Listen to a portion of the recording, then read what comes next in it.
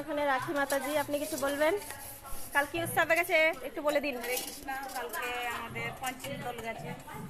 কোন জায়গায় কোন জায়গায়?